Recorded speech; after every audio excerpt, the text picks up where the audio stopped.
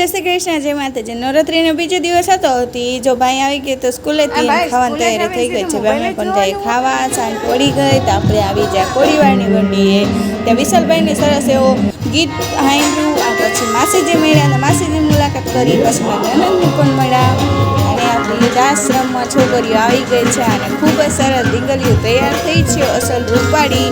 એની રાસ પણ એવી સરસ ગરબા રમતી છે, મસ્ત માતાજી બનીને આવી હતી। અને પછી જો આ બીજા ગ્રુપનું ગરબા અને ત્રીજું ગ્રુપ, પછી ચોથું ગ્રુપ અને 7 ગ્રુપના ખૂબ જ સરસ છોકરીઓ તૈયાર થઈને આવી હતી અને ખૂબ સરસ એવા ગરબા ગાતી હતી। ગ્રુપમાં પણ રમતા હતા અને સરસ એવા મજા આવી જોવાની પણ આપણે પણ। અને આપણા કોળીવારની વંદે પરંપરા મુજબ આ ગરબી ચાલુ જ છે, ખૂબ સરસ।